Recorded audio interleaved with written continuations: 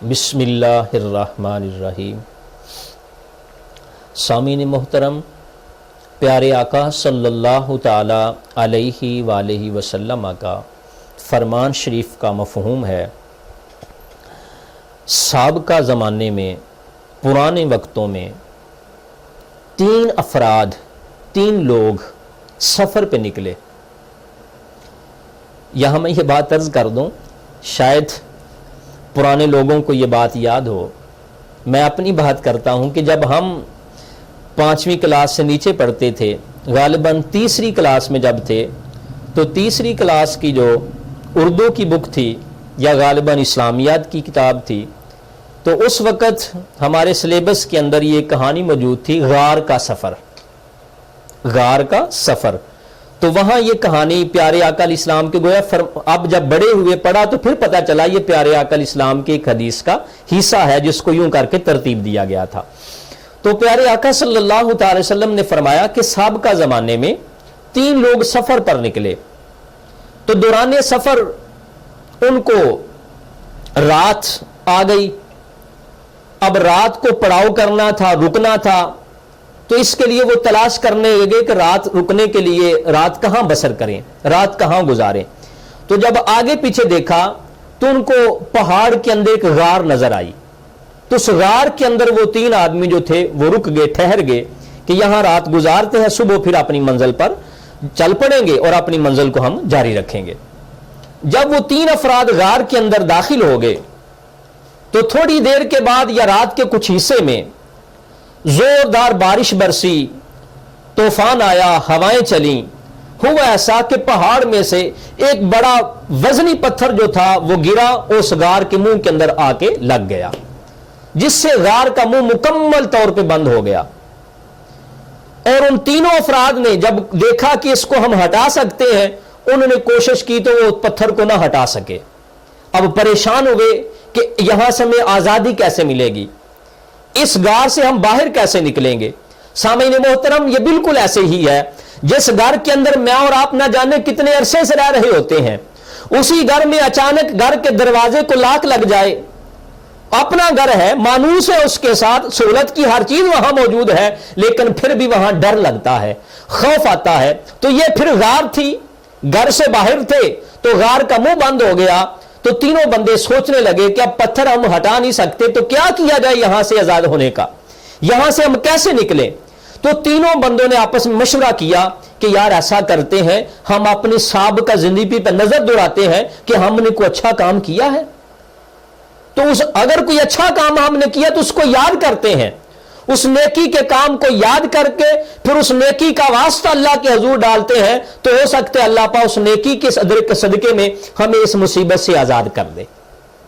جب تینوں لوگوں نے اپنی اپنی سابقہ زندگی پر نظر ڈالی تو ان میں سے ایک شخص نے یہ کہا کہ یا الہ العالمین، تیرے علم کے اندر ہے کہ میری ایک چچا کی بیٹی تھی، وہ مقروض تھی، اس پر قرض کا بوجھ تھا، تو میرے حالات ٹھیک تھے، وہ میرے پاس قرض مانگنے کے لیے آئی، تو یا الہ العالمین، تیرے علم کے اندر ہے کہ جب وہ قرض مانگنے کے لیے آئی تو میں نے اس کو کہا کہ میں تجھے قرض ایک شرط پر دوں گا کہ تو میرے ساتھ گناہ کر، میرے ساتھ بے حیائی بدکاری کر، تو پھر تجھے میں قرض دوں گا، ورنہ میں نے قرض نہیں دینا۔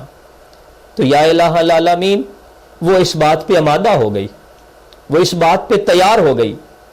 جب مجھے اور اس کو تنہائی میسر ہوئی، گناہ کرنے لگا، گناہ کے بالکل قریب ہو گیا، تو یا الہ العالمین، میری چچا کی بیٹی کی آنکھوں میں آنسو آ گئے، مولا وہ رو پڑی، اور روتے ہوئے اس نے کہا کیا میرے چچا زاد، میں اس کام کی عادی نہیں ہوں، میں یہ کام کروانے والی نہیں، میری مجبوری نے مجھے یہاں تک لا کھڑا کر دیا، میری غربت نے، میری تنگی نے، میرے حالات نے مجھے اس بات پہ مجبور کیا، تو میں یہ کام کرنے کے لیے تیار ہو گئی۔ تو یا الہ العالمین، تیرے علم کے اندر ہے، جب میری چچا کی بیٹی کی آنکھوں میں آنسو نکلے، اس کی زبان سے یہ جملے نکلے، تو میں نے فوری طور پہ اپنے آپ کو پیچھے کر لیا، اور اس وقت میں نے یہ آواز بلند کی کہ میں اللہ سے ڈرتا ہوں۔ یا اللہ، اگر یہ میرا عمل کرنا تیری بارگاہ میں پسند تھا، مالک میں گناہ کے بالکل قریب تھا، تیری رضا اور خوشنودی کے لیے میں نے اس وقت اپنا ہاتھ پیچھے کر لیا. مولا اگر یہ میری نیکی تیری بارگاہ میں پسند ہوئی, قبول ہوئی, تو مولا اس نیکی کے بدلے کے اندر ہمیں آزادی عطا کر دے. جب اس بندے نے یہ دعا کی تو پتھر تھوڑا سا اپنی جگہ سے سرک گیا, ہٹ گیا, باہر کی روشنی اندر آنے لگی. تو اس بات سے وہ لوگ خوش ہوئے کہ ہمیں آزادی مل جائے گی. اللہ اکبر کبیرہ, اللہ اکبر کبیرہ. اللہ پاک مجھے اور آپ کو اس ایسے کاموں کی توفیق عطا فرمائے. دیکھیں کیسے حالات ہیں. غربت, تنگ دستی اور افلاس کہاں تک بندے کو لے آتا ہے. تو کسی کی غربت سے اور کسی کی مجبوری سے فائدہ نہیں اٹھانا چاہیے. یہ بات ہمیں اس بات پہ زور دیتی ہے. اس کے بعد دوسرے بندے نے عرض کیا کہ یا الہ العالمین, تیرے علم کے اندر ہے کہ مولا میری بکریاں تھیں, میرے جانور تھے, میں ان کو چرانے کے لیے اپنے گاؤں سے باہر لے جایا کرتا تھا. جب شام کو واپس آتا تھا تو اپنی بکریوں کا, اپنے جانوروں کا دودھ ہوتا تھا. تو مولا سب سے پہلے میں اپنے والدین کو پیش کرتا تھا, پھر اپنے بیوی بچوں کو دیتا تھا. تو یا الہ العالمین, تیرے علم کے اندر ہے کہ ایک دن میں بکریاں چراتے چراتے جانوروں کو اپنے گاؤں سے بہت دور لے گیا. جب میں گھر واپس آیا تو رات ہو چکی تھی, رات کافی حصہ بیت چکا تھا. تو یا الہ العالمین, میرے ماں باپ سو چکے تھے, میرے بچے جاگ رہے تھے, وہ دودھ کا تقاضا کر رہے تھے.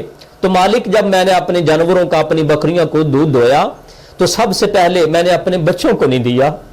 مالک میرے والدین سو چکے تھے, میں ان کے انتظار میں, ان کے بیدار ہونے کے انتظار میں مولا میں دودھ لے کے کھڑا رہا. اللہ اکبر, اللہ اکبر.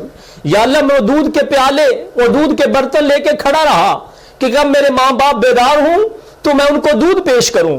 تو مولا یہ کرتے کرتے رات کا کافی حصہ بیت گیا. اللہ اکبر. مالک رات کافی بیت گئی, میرے بچے بھی تھے, میری بیوی بھی تھی. مالک میں نے ان کی پرواہ نہیں کی, میں اپنے والدین کی خدمت کے لیے وہ دودھ لے کے کھڑا رہا. مالک جب وہ بیدار ہوئے تو میں نے ان کو دودھ پیش کیا. اگر یہ مالک میری نیکی تیری بارگاہ میں قبول ہے تو یا الہ العالمین, اس نیکی کے صدقے میں ہمیں آج اس مشکل سے آزاد فرما. تو جب اس بندے نے بھی یہ دعا کی تو خالق کائنات کی طرف سے وہ پتھر جو غار کے منہ پر تھا پہلے سے اور زیادہ ہٹ گیا, اور زیادہ روشنی باہر سے آنے لگی, ان کو اپنی زندگی کی امید نظر آنے لگی. اس طرح تیسرے شخص نے عرض کیا کہ یا الہ العالمین, تیرے علم میں ہے کہ مالک میرا وسیع کاروبار تھا, میرے پاس کئی لوگ کام کرتے تھے. ان نوکروں میں سے, ان خادموں میں سے ایک نوکر, ایک خادم ایسا تھا کہ مجھ سے کام چھوڑ کے جانے لگا, تو اس کی جو اجرت اور مزدوری بنتی تھی میں نے اس کو نہیں دی. تو مالک وہ چلا گیا, اس کی جو اجرت اور مزدوری تھی اس سے مالک میں نے اور کام کیا, اور کام کیا, میں نے کیا, کاروبار کیا. پھر کچھ عرصے کے بعد, کئی سالوں کے بعد پھر وہ شخص واپس آیا. اس نے اپنی اجرت اور مزدوری کا مجھ سے مطالبہ کیا کہ میں نے جتنا عرصہ تجھ سے کام کیا تھا تیرے ساتھ وہ میری رقم اور میری اجرت اور میری مزدوری واپس کرو. تو مالک جب وہ شخص واپس آیا تو میں نے اس کے سامنے بکریوں کی, بھیڑوں کی اور جانوروں کی لمبی قطار اس کے سامنے کھڑی کر دی اور کہا کہ یہ سارا تیرا مال ہے, تو اس کو لے لے. تو مالک اس نے عرض کیا کہ یہ میرا مال کیسے ہو گیا, میرے تو تھوڑے پیسے بنتے تھے. تو یا الہ العالمین, میں نے اس کو یہی کہا تھا کہ اگرچہ یہ تیرے پیسے تھوڑے تھے لیکن انہی تیرے پیسوں کا میں نے اور کاروبار کیا, اور جانور خریدے, وہ نسل بڑھتی رہی, آج یہاں ایک کثیر تعداد میں پہنچ چکی ہے, تو اس میں میرا کوئی حق نہیں, یہ سارا مال تیرا ہے, تو اپنا مال لے اور چل. تو یا الہ العالمین, میں نے اس کو سارا مال دے دیا. اگر یہ میری نیکی تیری بارگاہ میں پسند آئی ہے, قبول ہوئی ہے, تو مولا ہمیں اس مشکل سے آزاد فرما. جب اس تیسرے بندے نے دعا کی تو پتھر جو غار کے منہ پہ آیا تھا وہ سارے کا سارا پیچھے ہٹ گیا. تو سامعین محترم, یہ کس قدر ایک دلچسپ واقعہ بھی ہے اور اس میں ہمارے لیے کتنی نصیحتیں ہیں, کس قدر اس میں ہمارے لیے بلائی کے اور اچھائی کے مواقع ہیں. اللہ پاک مجھے اور آپ کو سیکھنے کی اور عمل کرنے کی توفیق عطا فرمائے.